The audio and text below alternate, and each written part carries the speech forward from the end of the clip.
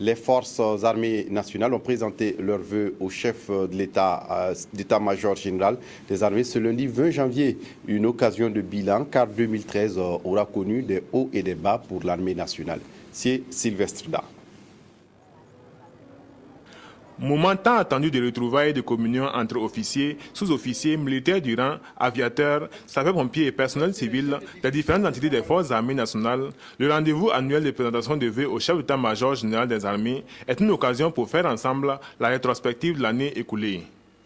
Sur le plan de la gouvernance globale de l'institution militaire, il faut noter que l'année 2013 a conforté la poursuite, la mise en œuvre du plan stratégique pour la réforme des forces armées nationales.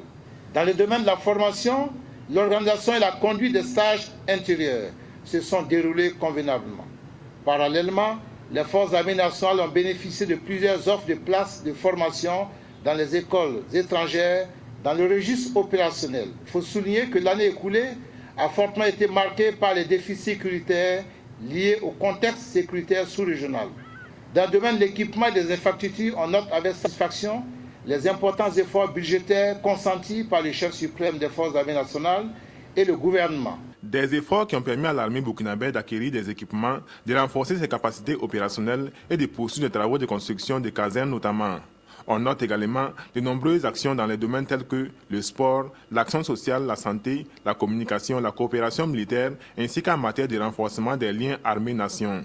Bref, 2013 fut une année de défis et d'activités intenses au sein de la Grande Muette.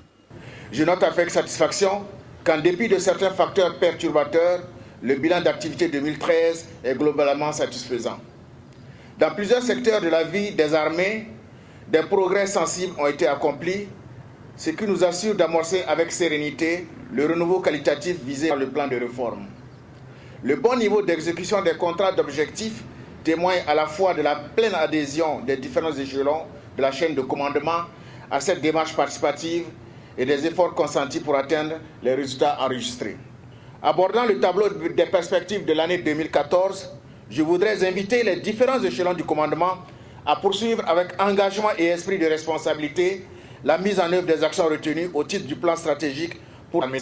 Tout comme l'année dernière, vous serez attendus sur le terrain des initiatives, de l'assomption pleine des responsabilités et du contrôle des subordonnés. Et le chef d'état-major général des armées d'adresser ses félicitations aux hommes et aux femmes qui composent les différentes entités des forces armées nationales. Il rassure en outre que les investissements seront soutenus dans tous les domaines afin de permettre aux différents maillons de la chaîne de commandement d'accomplir efficacement leurs missions républicaines.